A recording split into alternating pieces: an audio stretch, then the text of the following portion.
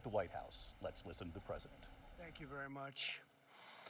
A short time ago, the U.S. military carried out massive precision strikes on the 3 key nuclear facilities in the Iranian regime: Fordow, Natanz, and Esfahan.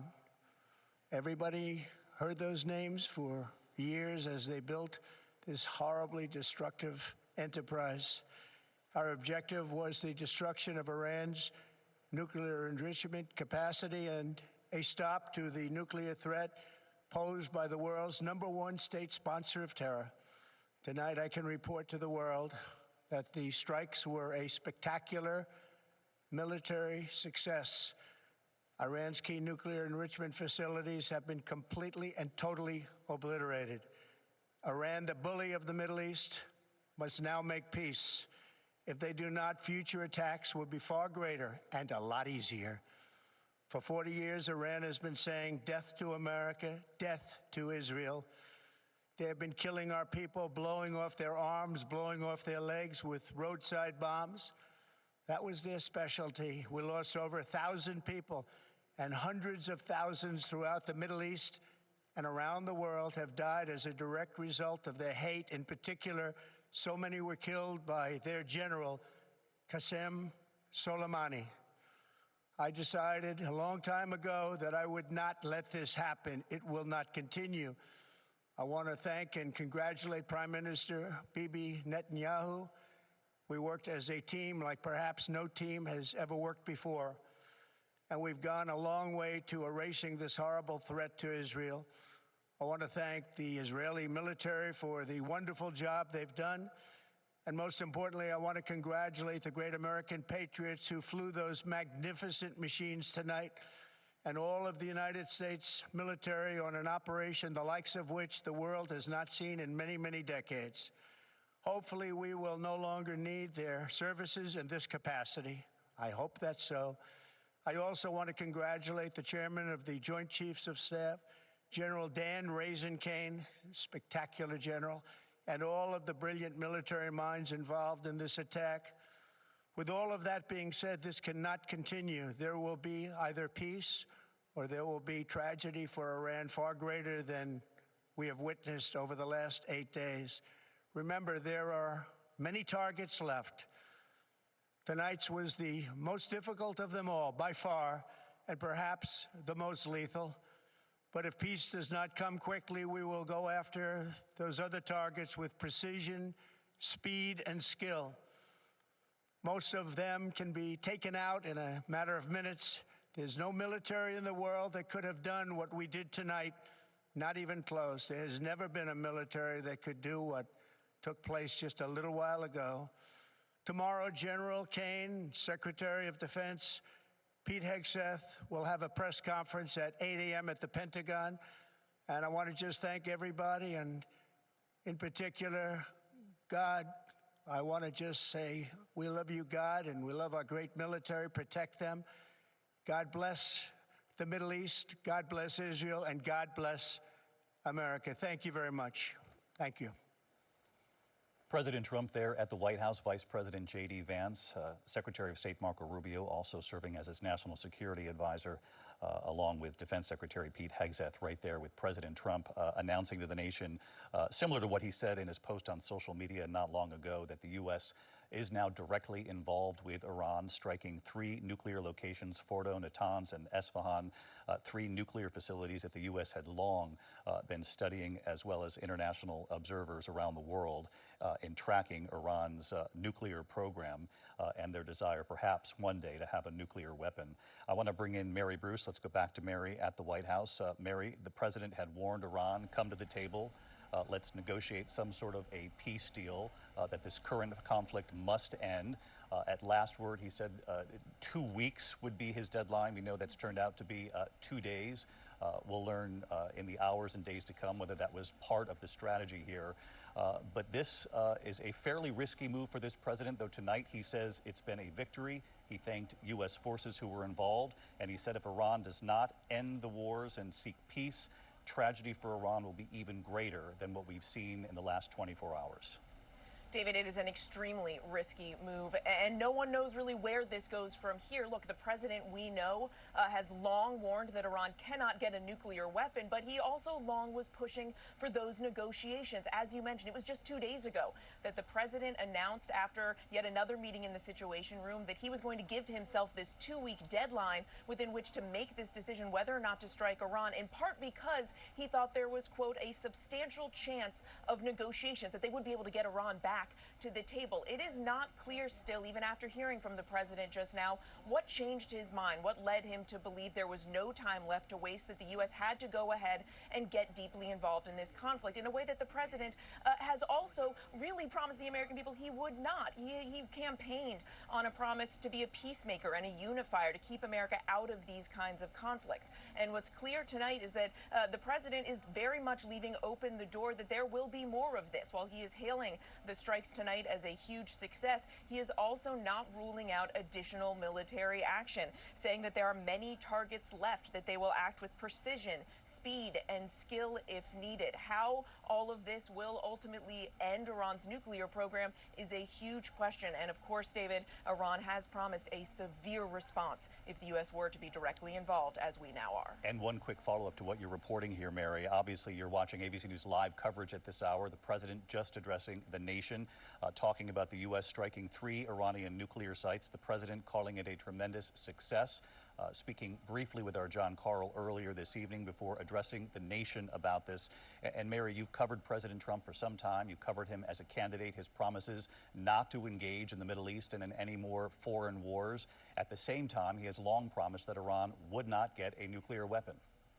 Yeah, and David, you know, just again 2 days ago, the White House, while saying that they were giving themselves this 2-week timeline, again stressed that Iran was very close to getting a nuclear weapon, saying that Iran had everything it needed to achieve a nuclear weapon, and that once the supreme leader gave the go-ahead, that it could be just a few weeks before Iran had that full capability. Clearly, something changed in the president's calculus to make him go ahead and make this decision tonight. It is a remarkable turn for a president who has avoided getting dragged into these kind of conflicts, and it is one that his presidency, it will now define.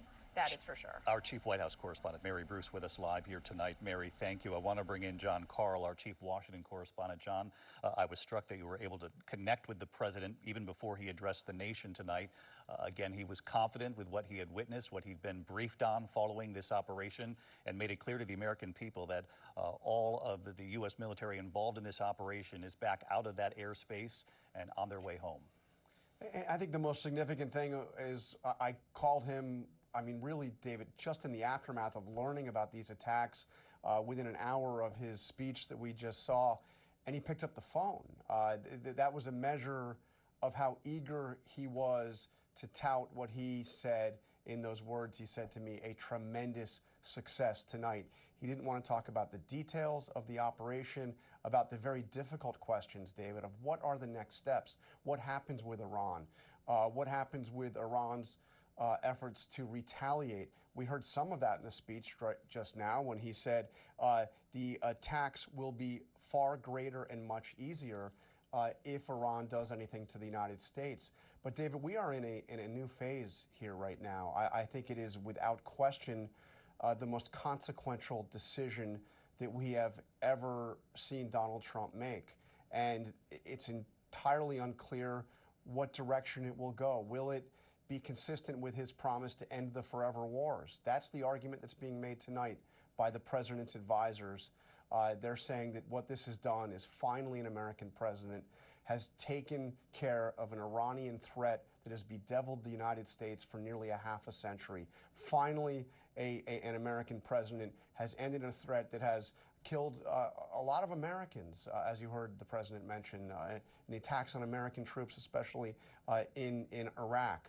But the question is, did it end the threat, or did it create another new and more dangerous chapter in the U.S.-Iran conflict? Yeah, no question, it is a new chapter. John Carl, bottom line here, the willingness to get on the phone with you signaled that the president was very pleased with the outcome of this operation tonight. Very pleased with the outcome and eager to tell people that he is very pleased with the outcome tonight. All right, John Carl, stick with us here for our live coverage. I want to bring in Martha Raddatz, our Chief Global Affairs Correspondent. And Martha, you had been on the air with us on World News Tonight all week long with your reporting. A couple of questions for you. We know B-2 bombers were used. Do we have any clarity yet on whether or not those bunker buster bombs, those 30,000-pound bombs, which had been tested before but never actually used in war, whether or not they were used in this operation? That, but I can assume that they used those bombs because that's what it would take. And if the president is correct and they destroyed that facility, Fordo, with half a dozen bombs, half a dozen of those massive ordnance penetrators, then that is likely what they used. The Moab that has been used in Afghanistan and caves and such wouldn't have done the job, according to officials that I have spoken to. As you know, David, and we've talked about all week, those ordnance are basically down here by lecking out, conking out. There was a concern about whether work. I'd say tonight is also about how. All right, Martha, we're going to come back to you. Obviously, we're in live coverage mode and the audio a little tricky there. I want to bring in retired Colonel Steve Ganyard, also tracking the military aspect of this. And Steve, you heard Martha there report that likely they did use these 30,000-pound bombs, though the president in front of the country tonight did not say otherwise whether or not they did, in fact, use them. Yeah, David, there's some unconfirmed reports that up to 6 of these so-called bunker buster bombs were used on the site at Fordo. Remember, that's the one that's so deeply buried, 200 to 300 feet underneath a mountain in central Iran. So we'll see what the president admits to or what the Pentagon's able to brief us on. Also, potentially, there was a use of Tomahawk cruise missiles to hit some of the sites in Natanz and Isfahan. So this is all very straightforward, all focused on the nuclear enterprise. Really important to note that the buildup within the region is unprecedented. There haven't been 3 carriers, once the Ford comes in next week, there have not been 3 carriers in the region since 2003. So over 20 years, we haven't had this amount of U.S. military firepower in the region. So clearly what the president said tonight is, this is not a one-off. If the Iranians don't come to the table, we are prepared to continue this and continue to hit targets. And in fact, the president, Steve, saying if peace doesn't come quickly, we will go after other targets with speed and with skill. You bring up Fordo, and that was the nuclear location where we believe those bunker buster bombs would be used. Steve, just help explain to our audience how difficult that would be, how deep beneath the mountain there the nuclear facilities were actually located, and why Israel had for some time now been hoping that President Trump and the U.S. military would be part of this operation. Tonight they now are. Yeah, David, these bunker buster bombs were originally developed for the North Korean threat. You remember we've talked about what goes on with the Kim regime and how they've buried their nuclear facilities well. So there are only 2 places in the world where this weapon is appropriate, North Korea and Iran. Because it's so deeply buried, you need a very heavy weapon. So it's a 30,000-pound weapon. Only 5,000 pounds of that is explosive. It's a hardened case that's designed to penetrate. It has a fuse that can actually count floors as it goes through down to these buried targets. So the only country in the world, or the only country in the world, at least in the free world, that has bombers is the United States. The Israelis only have fighters, and they don't have anything that can carry a weapon of this size and weight. So it really was up to the U.S. with this very specific weapon that's only carried on the B-2 bomber to take down these hardened, deep targets within Fordo. And obviously, the reason why we think they were used tonight was because we have had it confirmed that the B-2 bombers obviously made that trip over the skies of Iran. And Steve, Martha had reported earlier in the week that these bunker busters have been tested but never used in war. So this would be a first tonight. It would. They've been extensively tested, but no weapon's ever perfect. So we'll see if all of the weapons that are dropped actually went off. David, it's really a well-played deception plan by the White House and by the Pentagon. They've been putting out that, oh, we see B-2 bombers taking off from Missouri and they're heading towards Guam. Meanwhile, it seems that the B-2 bombers may have come the other way while nobody was looking and conducted these strikes. So after the Iranians were done with the last discussion with the Europeans, and they said, we're not really interested in further discussions, the president obviously made a decision that they aren't going to be serious, and until we go in and take out these sites, that the threat will remain and the Israelis need our help. Steve, let's talk about the Iranian airspace that the U.S. military entered tonight, because the president in recent days said, we control the Iranian airspace now. He said in so many words. The word we was what got so much attention. But in these recent days of the Israeli strikes on Iran, taking out military assets, but also their air defenses, that essentially Israel did control the airspace over Iran. This was a much different situation tonight, that the U.S. Was able to fly into the skies over Iran. And the U.S., the Pentagon, the White House surely knew that this was perhaps a window of opportunity, unlike what has been seen in years prior. Yeah, David, if people may say, well, why do we need a stealth bomber if there's no air defenses? So the B-2 is very capable. You would fly it into, say, a China scenario where they would be looking for you on radar. It wasn't really required because the Israeli Air Force owns the skies over Iran. This part is not that surprising. You remember back in October of last year, David, when the Israelis struck Iran, we knew that they took out almost all of their air defenses. So we know that for months, Iran has been essentially blind and defenseless to any attacks from the air. And we've seen this over the past 8 or 9 days, where the Israeli Air Force has operated with impunity. What's really shocking and is extraordinary is the human intelligence that the Mossad has been able to develop, finding all those scientists, finding all those senior leaders, taking them out within the first few minutes of this war. Steve Ganyard with us here tonight for our coverage. Steve, stick with us here. We'll come back to you, I'm sure. I want to bring in Matt Gutman, also following our coverage tonight. And Matt, as you know, Benjamin Netanyahu in contact with President Trump, Israel tonight, saying that they were given a heads up. We also know that the Prime Minister has addressed the Israeli people just a short time ago. They had been hoping, Netanyahu had been hoping, that President Trump would give the go-ahead for the U.S. To have direct involvement in Iran, and that's what's played out here tonight. That's exactly what played out here, and this is something that Prime Minister Netanyahu has been hoping for, not just in the past 10 days since this campaign began, but for many, many years. He has been hoping, praying for a U.S. president to come to its aid, because Israel could do a lot of the work. They have one of the most capable fleets of air forces in the Middle East, possibly the world. But as Steve mentioned, they do not have bombers. They have fighter bombers. They can carry 2,000-pound bombs, but nothing greater than that. So they needed whatever bunker buster capability the United States has. They also needed refueling planes, right? They have a couple, but not the amount that can have essentially to transfer their entire air force from the theater around Israel directly over Iran, which is 2,000 kilometers away, about 1,500 miles or so, a little bit less. A source telling me also that the U.S. and Israel had war gamed this. They had practiced this in the past year. That happened initially during the Biden administration. So this is not something that just came out of the blue, a plan that was recently devised. They have actively been working on this in a novel way over the past year. That source also telling me that they are confident that the damage done in Fordo specifically, but also the other sites, is, quote, irreversible. Now they anticipate that there will be some sort of Iranian reaction. There has to be some sort of retaliation, but it is the estimation among many in the Israeli defense and military establishment right now that is going to be measured and calculated, because the Iranian regime, David, wants to stay in power. Right now they are fighting for their survival. One miscalculation with President Trump, with, as Steve noted, 3 aircraft carrier groups in the region, could be devastating for them. So the understanding is that they're going to do what they need to do, have some sort of response, and try to live to fight another day, David. Matt Gutman with us here. Matt, thank you. I want to bring in our chief foreign correspondent, Ian Pannell, with us here. Matt brings up the point of any potential retaliation from Iran. The sun now coming up there behind you, Ian. First of all, the state of play in the region at this hour after the U.S. got involved directly in the skies over Iran. What have you seen? What have you heard? And what should viewers here in the U.S. be prepared for potentially as far as the warnings of retaliation from the Supreme Leader and from Iran?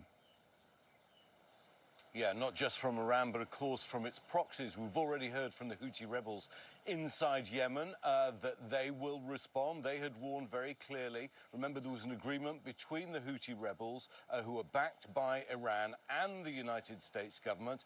It was a unilateral deal that didn't include the Israelis, to stop targeting U.S. ships in the region. It is a key waterway. 20% of all oil supplies in the world go through that region, through the Straits of Hormuz, and that is an obvious weapon at the disposal of Iran to potentially respond.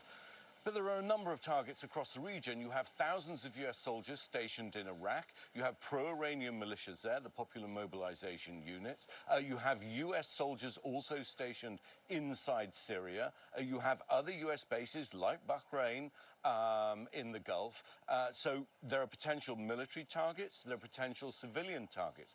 We had been reporting with you that the US military had been evacuating US diplomats and their families, certainly from here in Israel. We know that even before any of this began, there was a downgrading of presence across US diplomatic missions around the region, that many people had left, and they are on high alert. The US consulate is just down the road here, and I can tell you that security down there has been stepped up for fear that if the United States joined this war, which it now has done, with a warning from the president, not that this was just an isolated act, but that if Tehran does not capitulate, does not come to the table, then there could be further military action. Then those assets, the Iran and its proxies, could potentially attack the US. Now, undoubtedly, the regime is weakened. We were speaking to a senior IDF official who told us that they feel that they have neutralized 50% of all Iran's capacity to fire missiles. But the Israeli Home Front Command, just in the last few minutes, issuing a warning to all Israelis to stay close to their shelters. Do not go to work, do not go to school, prepare for the worst. And they had slowly begun to allow the economy to come back, communities to come back across Israel. And again, as you mentioned moments ago, Israel informing the people of that country that they're essentially in this sort of emergency moment, waiting to see what the reaction could be from Iran. But Ian, you bring up an excellent point there. In addition to the thousands of American troops, obviously throughout the region, that everyone back here at home wants to remain very safe in these tense moments, waiting to see if there'll be any reaction from Iran or its proxies.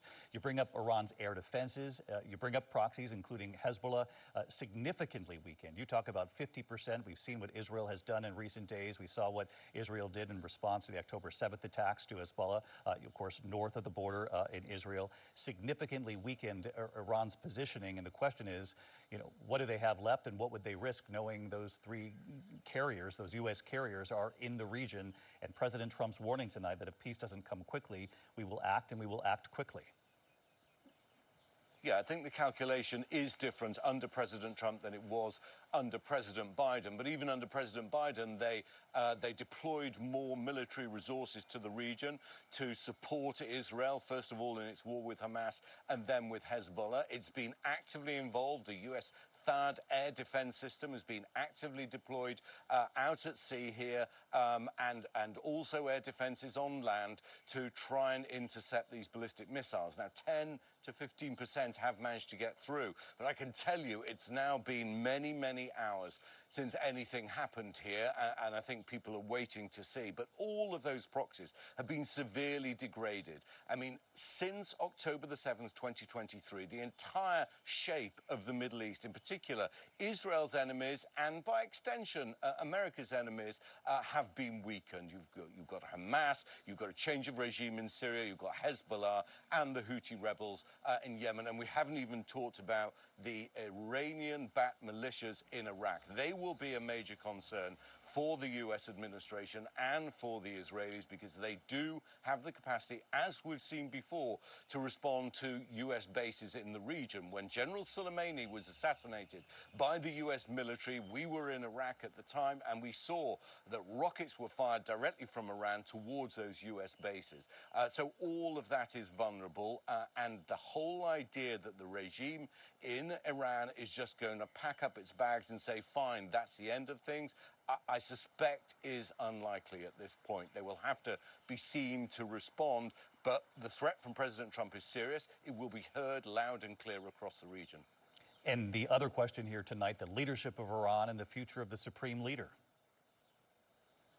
Yeah, I mean, undoubtedly they are weakened. Now, it's an authoritarian regime, and as we've seen elsewhere, it lives or dies on its ability to project strength domestically, and that has been weakened. It doesn't control its own skies. Again, a senior Israeli official talking to us just 24 hours ago. Ian Panel live from Tel Aviv. Ian, stay where you are. We're going to continue our ABC News live coverage. The U.S. directly involved now in Iran. Images from the Situation Room in a moment here of the president and the vice president from their meeting a short time ago. I'll be right back.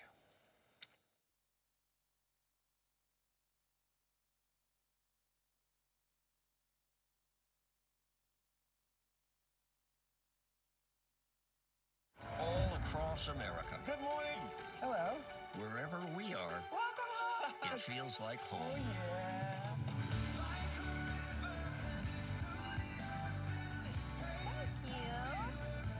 Man, it's good to be home.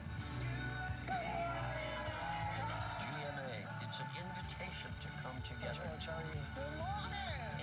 brighten your morning.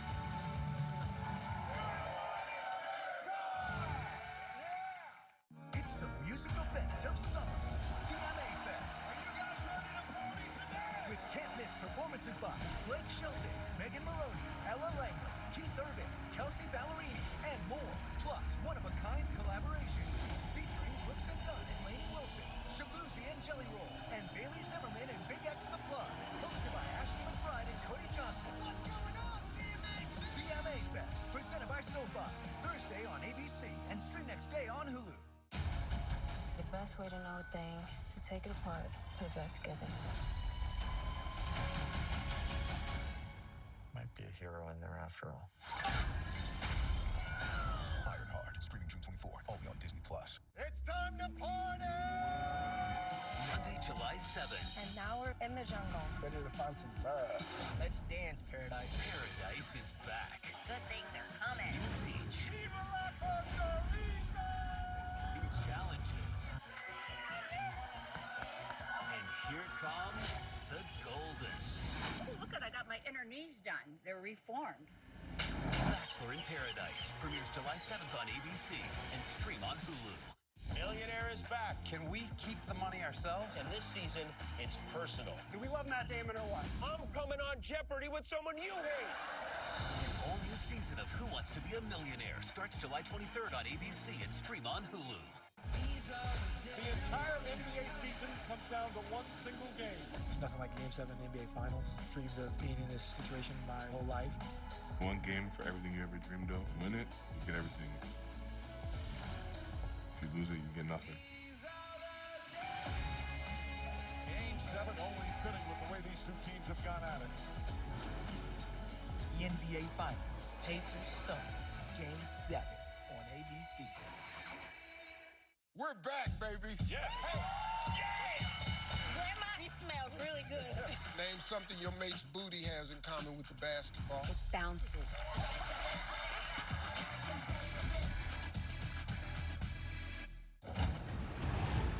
There's one true thing about restaurants. You are never alone.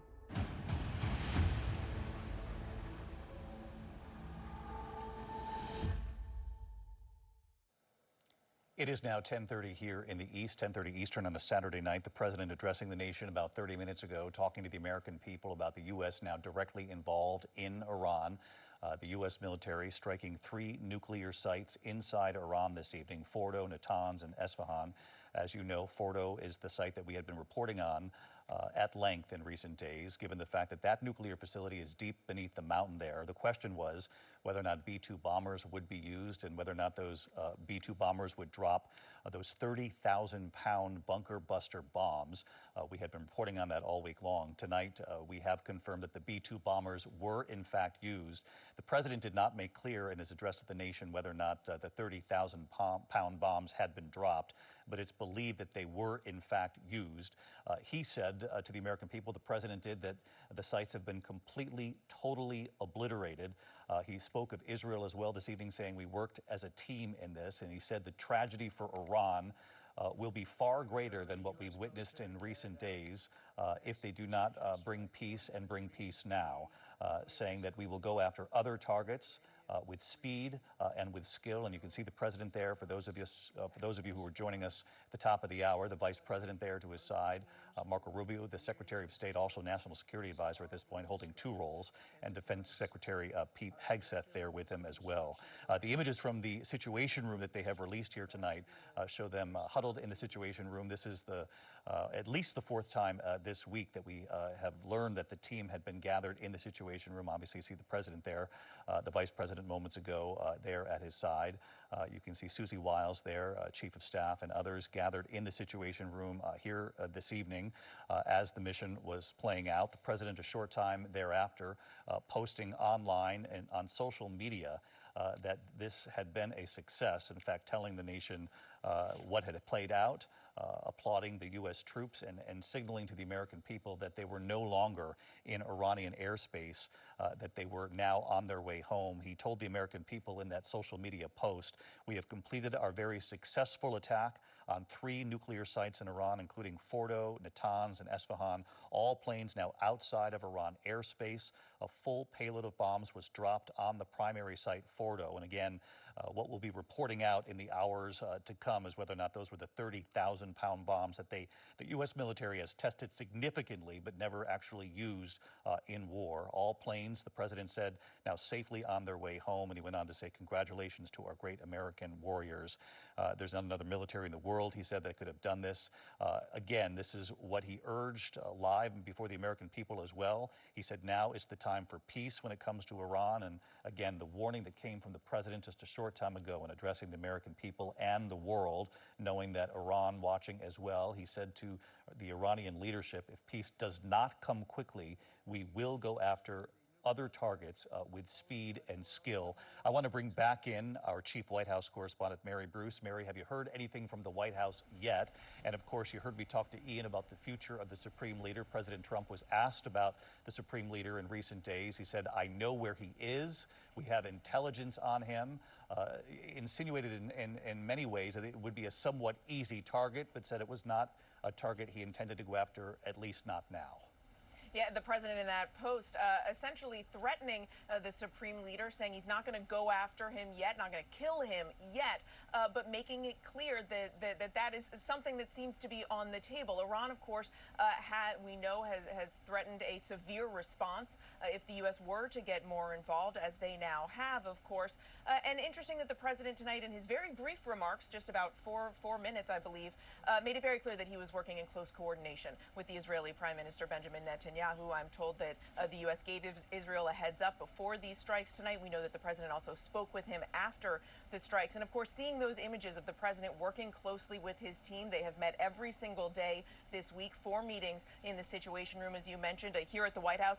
Actually, one of the first indications of what was going on here tonight, we saw Marco Rubio, some of the other officials who were in the Situation Room out here on the driveway, making what appeared to be some urgent phone calls. And the president saying that we are going to be hearing directly from Secretary Hegseth and other military leaders tomorrow morning in a rare Sunday morning press conference. The question is what comes next. And as you noted, of course, the president isn't ruling out future attacks. The president making clear that there are many targets left, that he will not hesitate to act with precision, speed, and skill. It is not clear where this ends. And of course, what the ultimate impact is of these strikes on Iran's nuclear program. It's one of the reasons that the president for so long has urged and pushed for talks, even in recent days, hopeful that the U.S. could somehow get Iran back to the negotiating table, because without a deal, it's not clear. You may, certainly it would be a huge setback to Iran's nuclear ambitions, but how long will this last? How big will that setback be? These are all questions and things that we need to unpack, David. Yeah, right now we're in a window of uncertainty for sure. And of course, Iran had said earlier this week, Mary, that there would be retaliation if the U.S.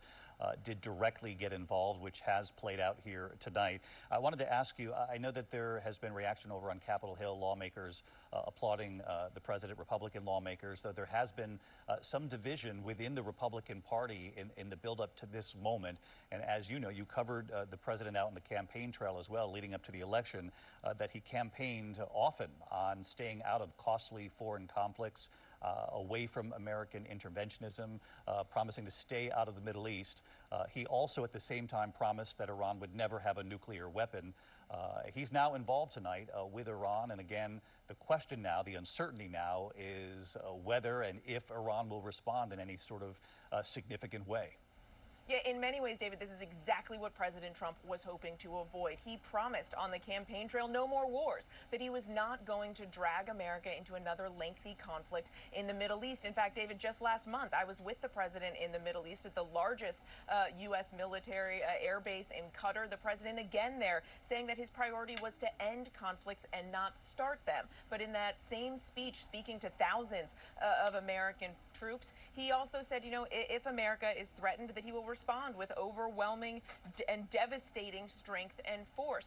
So yes, this is something that the president promised he would not do. But as you noted, he also long promised that Iran would not be allowed to get a nuclear weapon. And he has made clear in recent days that he feels that they were very close to having one. But we also know that as he made this decision about how he was going to respond, was he going to take the action that he has taken tonight, he was well aware of the deep divisions within his own party, which we really have seen play out very publicly this week. I'm thinking of that sparring between Senator Ted Cruz and Tucker Carlson that so crystallized the division. So many of the president's supporters urging him to follow through on those promises not to get involved in further conflict. Others in the party, of course, urging him to not hold out for negotiations, but to go ahead and strike. Mary Bruce at the White House. Mary, our thanks to you. I want to bring in our chief Washington correspondent, Jonathan Karl. John, we spoke last hour. I know that you talked with President Trump even before he addressed the nation tonight. We were both somewhat struck by the fact that you were able to get him on the phone, which signaled that he was very pleased with what he saw play out tonight, though the president obviously very clear, John, that this window now, this new uncertainty that exists, this new chapter that we're in, the potential for any sort of response from Iran or its proxies across the region. And you can see that actually in President Trump's social media post just a short time ago, warning once again against any kind of retaliation. Yeah, echoing what he said in his speech to the nation, saying any retaliation by Iran against the United States will be met with a force far greater than what was witnessed tonight. Very similar to what he told the nation, echoing pointing to the fact that this is a moment of tremendous uncertainty.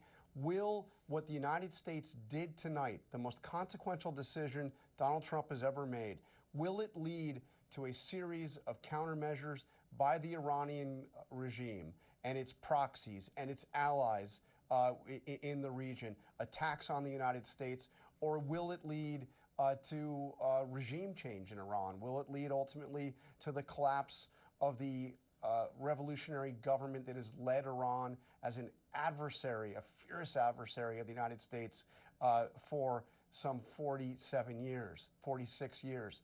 So, David, what he's signaling is if it happens, if the first scenario happens and Iran strikes out at the United States in retaliation, something that Iran has vowed to do, that Donald Trump is prepared to escalate this.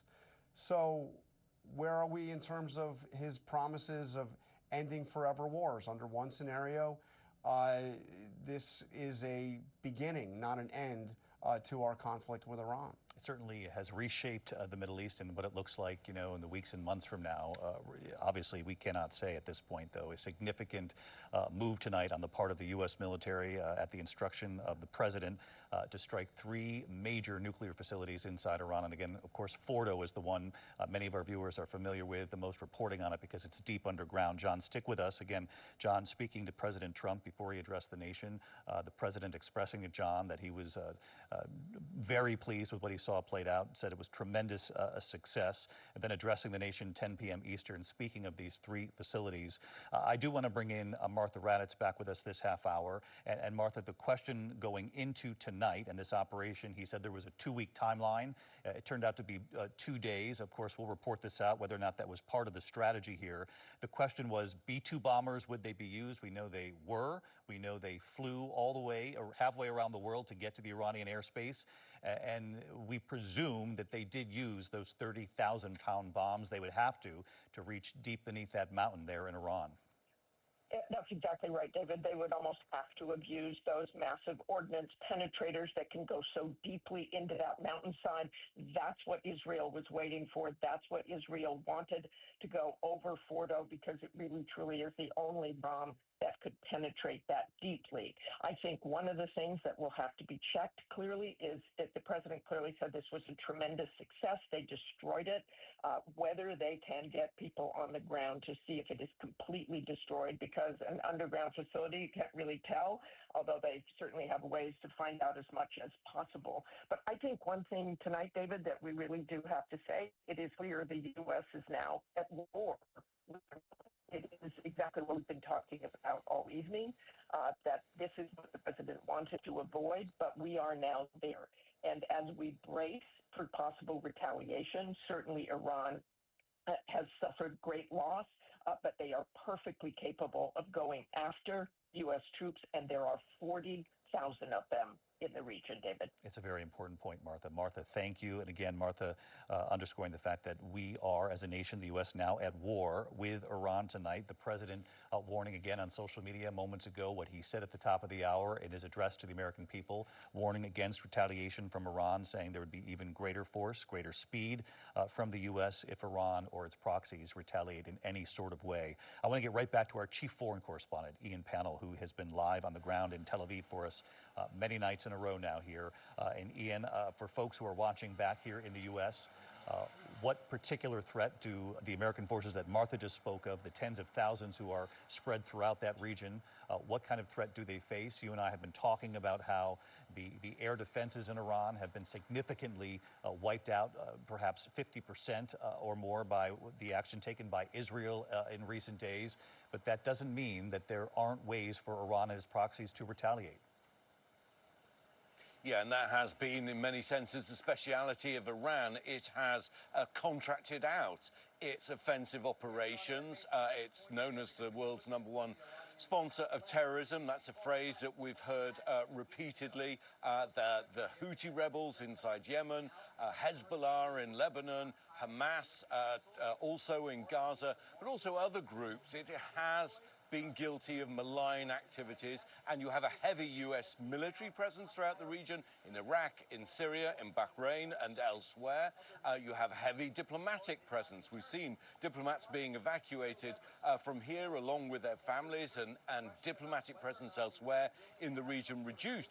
We were reporting on World News just 24 hours or so ago about people American citizens trying to leave Iran, some reportedly experiencing difficulties doing that. So the U.S. will be highly concerned about the potential for retaliatory strikes. Now, as you say, what is Iran's capacity? Israeli officials telling me that they believe that they have neutralized, that was their phrase, neutralized 50% of Iran's ability to fire missiles. Not necessarily the missiles themselves, but the launch systems. They say there's a bottleneck. In other words, it has plenty of missiles, its capacity to launch them. But when Israel said that it controlled the skies, what that looks like on the ground is there are Israeli drones constantly over Tehran. Something that would have been unthinkable just a couple of weeks ago, especially to the Ayatollah, and Iran's capacity to gather intelligence, to respond, to act without interception has been severely diminished. Its key allies, Russia and China, are standing to one side.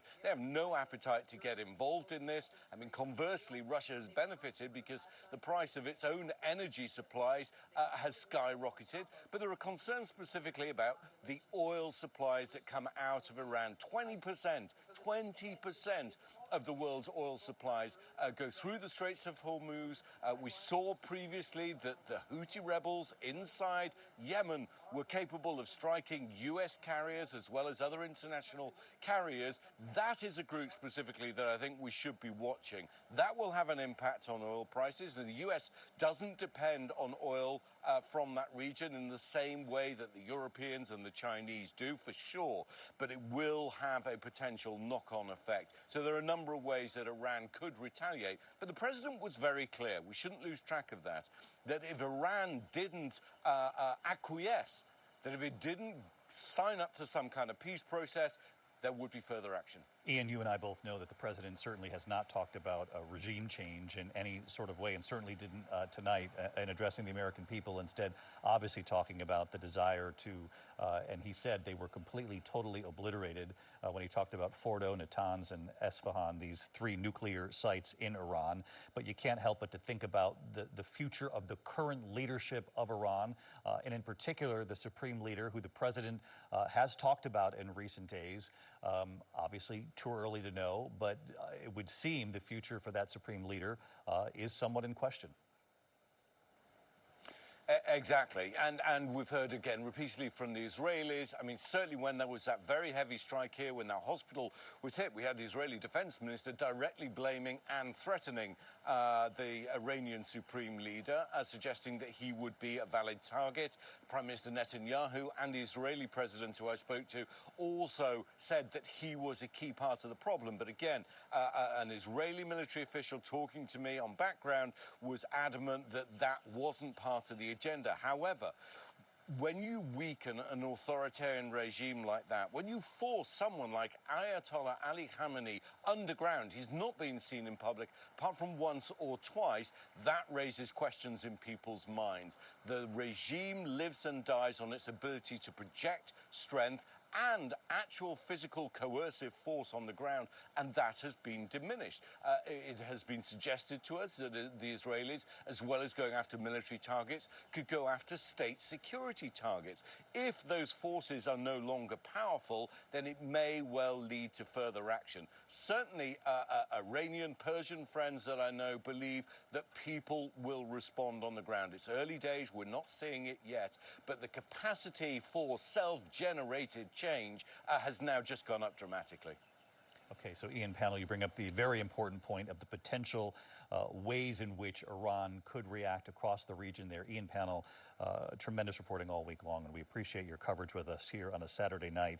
Stick with us. I want to bring in Pierre Thomas, our Chief Justice Correspondent, back stateside, covering the domestic threat. Of course, people watching us here on a Saturday night, Pierre, want to know what is Iran's capability, not only to react overseas throughout the region with thousands of U.S. military stationed across the region, but also here in the U.S. We know that there are lone wolves, there are actors that certainly Iran would hope would want to react in some sort of way to the U.S. action we've witnessed tonight.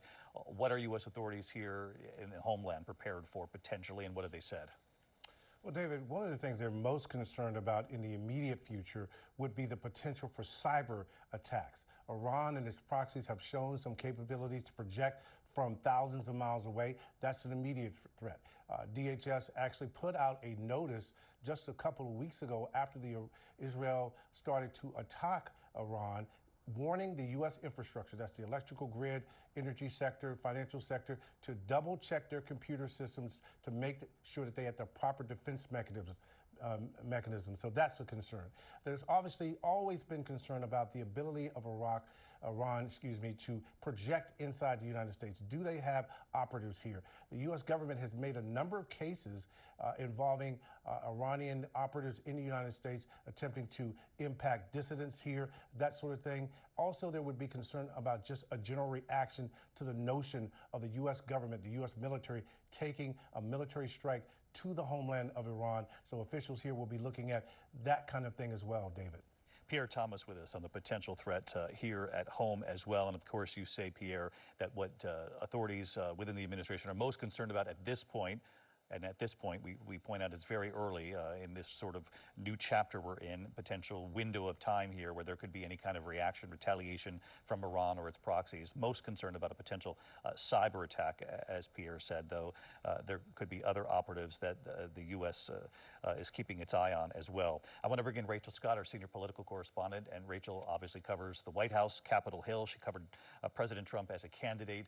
And Rachel, you heard Mary and I talking about this notion earlier that this is a president, obviously, who has campaigned, not just in this campaign when he was elected back to the White House, but in the campaign leading to his election in 2016 on campaigning against American interventionism, against American, any kind of a role for the U.S. and U.S. military in the Middle East, any kind of increased role in these costly, dangerous conflicts. His supporters will say that's not in conflict with what he has also said about nuclear war and that Iran should never get its hands on a nuclear weapon. And that's the case he's trying to make in these last couple of days leading up to this action that he authorized tonight. Yeah, his supporters definitely, David, will say both things can be true here, that the president can be adamant that Iran can never have a nuclear weapon, but also at the same time can still want to be a unifier, a peacemaker. You heard those calls for peace again today coming from the president as he addressed the nation again tonight. But there is no doubt this has created a divide within the Republican Party, even leading up to this. As we were reporting that the president was warming up to the idea of U.S. involvement, of possibly striking Iran, we heard from a number of Republicans who did not want the president to move forward with this, who expressed concern and frustration about the U.S. being involved, primarily because of that campaign promise that the president made, that he was going to be a unifier, that he was going to be a peacemaker, that he was going to withdraw the United States from these ongoing foreign conflicts. This, of course, directly goes against that. It's at odds with that. At the same time, David, I will tell you that speaking to my sources and Republican members on Capitol Hill, the president received numerous calls from Republican lawmakers, even from Senator Lindsey Graham, who was urging the president to get directly involved. He wanted to see the United States join Israel's effort in this. And obviously, the president also, I'm told, getting a lot of pressure directly from Israeli Prime Minister Benjamin Netanyahu as well. We've also been working the phones, David. We are learning tonight that Speaker Mike Johnson and also Senate Majority Leader John Thune were, in fact, notified that the U.S. was going to be carrying out these strikes. We're also told that Minority Leader Hakeem Jeffries was also notified as well, but given very little details. We are also told, David, from multiple sources that the Gang of Eight, this is the top leaders on Capitol Hill in both the Senate and the House, that they were not given a full briefing as the United States made this decision, the Trump administration making this decision to move forward with these strikes, David. Rachel Scott covering this as well with us here tonight. Rachel, always great to have you with you and your context as well. I do want to mention the statement that's been released by the Prime Minister Benjamin Netanyahu of Israel, obviously. Video statement. He congratulated President Trump for his, quote, bold decision to target Iran's nuclear facilities. The United States, Netanyahu said, has done what no other country on earth could do. History will record that President Trump acted to deny the world's most dangerous regime the world's most dangerous weapons. And as you heard Rachel say, you heard other correspondents here along the way point out that this was exactly what Benjamin Netanyahu had been hoping for, that the U.S. Would become directly involved with Iran, which is what played out tonight. President Trump addressing the nation about 53 minutes ago now to let the nation know that the U.S. military has struck 3 nuclear sites deep inside Iran, Fordo, Natanz, and Esfahan. Obviously, Fordo is the site that in particular, deep beneath the ground, beneath that mountain, B-2 bombers were used. We believe those 30,000-pound bombs were also used to target these sites. The president saying they are completely, totally obliterated, though we'll have to see in the hours and days to come what kind of assessment from international observers can be made about the damage done tonight, though clearly there was significant damage done. And the White House believes beyond repair in many cases. I want to bring in retired Colonel Steve Ganyard again with us. Steve, you and I have been talking about U.S. military capability, and regardless of where people stand on this politically, this was a significant use of force tonight and something that has long been studied by not only this administration, but administrations before it. President Trump, the president who has decided to move forward with this in a key moment when air defenses were significantly weakened in the skies over Iran, Israel essentially controlling those skies as U.S. B-2 bombers flew in tonight. Yeah, David, John Carl is reporting that Tomahawk missiles were also used in the strikes tonight. Now, Tomahawk missiles, as you remember, are cruise missiles, and they hug the earth, so they fly very low. And they aren't intended to do this deep penetration that we needed the B-2s for. So the point here is that it really was just the B-2 crews that were in danger tonight. We didn't put any other U.S. forces over Iran, so there was very little risk other than to those B-2 crews. Given how sophisticated the B-2 is, there's very little likelihood that the Iranians would be able to do anything about it. So the question will be, how far will the president be willing to go, depending on the Iranian reaction, in terms of deploying military force that may involve putting U.S. forces at greater risk than we saw tonight. And of course, Steve, you heard the president there warn that if peace doesn't come quickly from Iran now, that we will go after additional targets with speed and with skill. We have that animation that shows what these bunker buster bombs can do. If we can show that, because a U.S. official now confirms that B-2 bombers dropped a number of massive ordnance penetrator bombs. As you know, that's the long term for these bunker buster bombs, 30,000-pound bombs. Now confirming to ABC News that they were used in this mission tonight over Iran. The official also confirming that a number of Tomahawk cruise missiles were fired at targets inside Iran from a U.S. Navy submarine. You heard President Trump addressing the nation 10 p.m. Eastern here tonight. Brief words and then getting on social media again shortly thereafter to warn Iran and its proxies against any sort of retaliation.